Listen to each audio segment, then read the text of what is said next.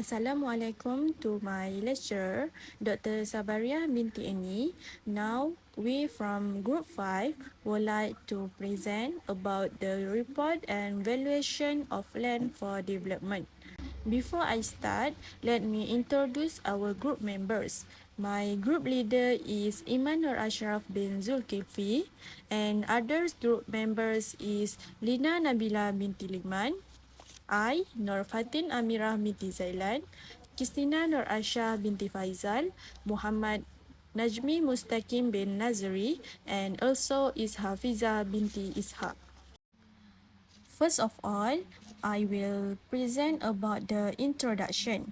The valuation is carried out on the instruction of Mega Holdings Sdn Berhad to assess market value a piece of potential development land for mixed use, development purpose and sale purpose.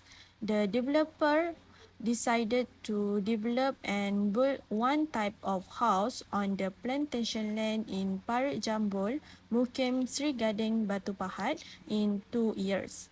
The site for this area has a land area of 4 acres, which is approximately 1.816 hectares and 174,240 square feet. Next, the type of development is single-story terrace house. A one-story terrace house unit has a total of 3 bedrooms and also 2 bathrooms. Now, I pass the presentation to the next presenter. For unit of development, Mega Holdings Sdn Berhad will develop 70 units of single-story terrace house. The size of the one-story terrace house to be developed is 22 times 80, which is 1,760 square feet. This is based on our density calculation.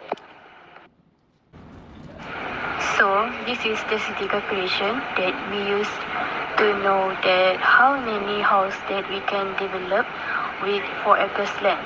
For the city, after we calculate, we assume that we got 70 units single-story terrace house to be developed. Next is comparison method. Comparison method is used to value the property by comparing it with similar property. So we use the step to compare our subject properties. We compare our subject properties with other 3 evidence. First evidence at Taman University, second evidence at Taman Wira Budiman, and third evidence at Taman Balewa 2. All of the type of property is single story terrace house, and every evidence have different land area of square feet. So based on our calculation, we assume that the price for single story terrace house per unit is 350,000 Malaysian ringgit. I continue the presentation. Next is the gross development value. Gross development value is the forecast revenue or sale that is anticipated from the complete development scheme. The total numbers of house units that we want develop is as many as 70 units of single-story terrace house.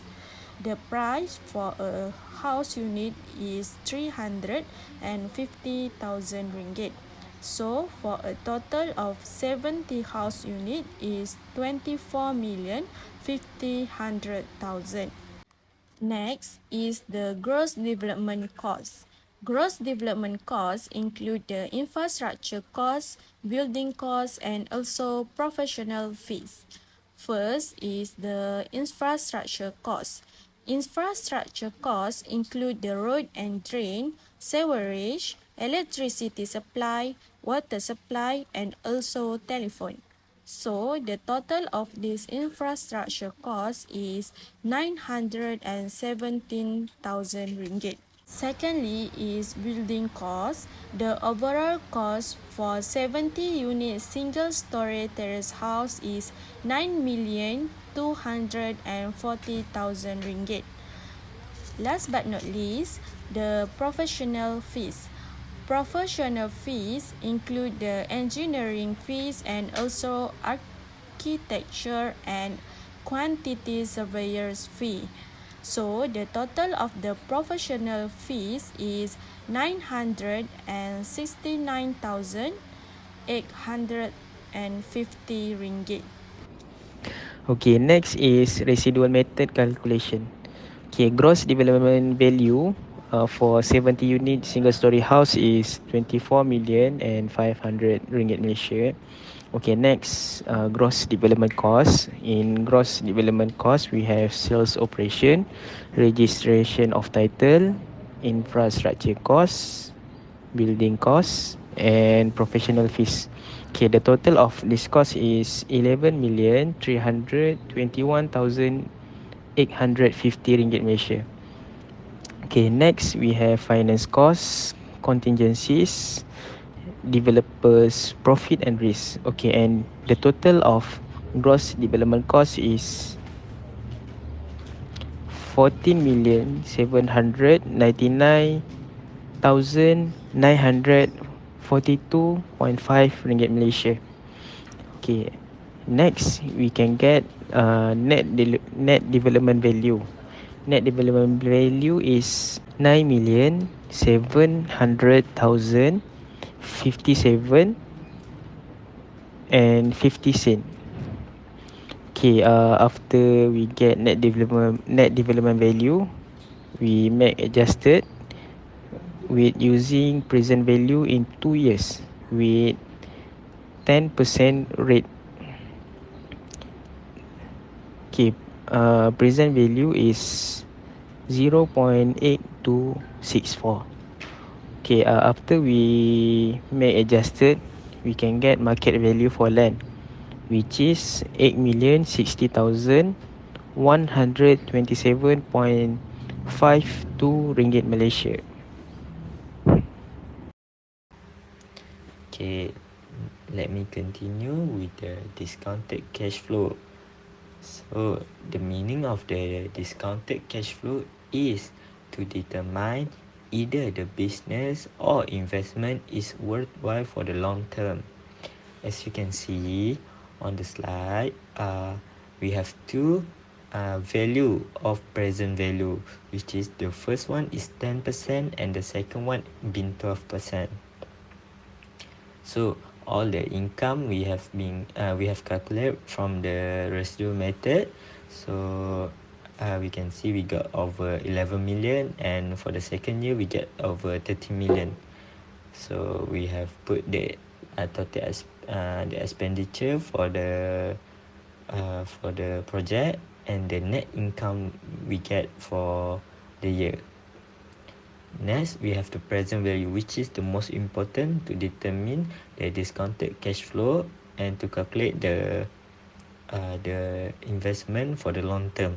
So we have the first discounted cash flow on the first year with the 10% interest is been 1,834,865 ringgit and 34 cent. For the second year is 3,950,000 549 ringgit and 7 cent. So the total net present value for 10% discount rate is 2,300,604 ringgit and 14 ringgit and 41 cent. So let's see about the 12 discount rate. 12% discount rate. We have for the first year we have 1,802,099 ringgit and 83 cent. For the second year we have 3,810,717 and 77 cent. So it came with a total of 2,128,017 ringgit and 60 cent.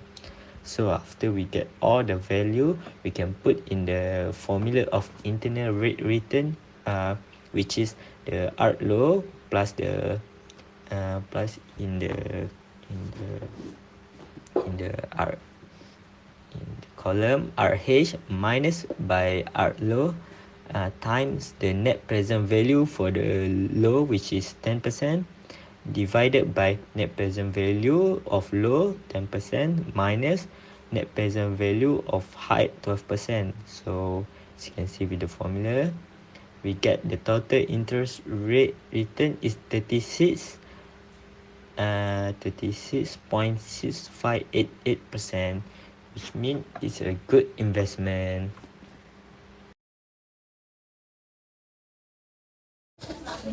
Based on our calculation from residual method, we assume the market value of the freehold interest in the subject property that held under lot number 1517, title number GM9890 in the Mukim Sri Gading, District of Batu Pahat, State of Johor Darul Takzim, address Parit Jambul, Mukim Sri Gading, Batu Pahat, Johor, as 15 May 2023 is 801612752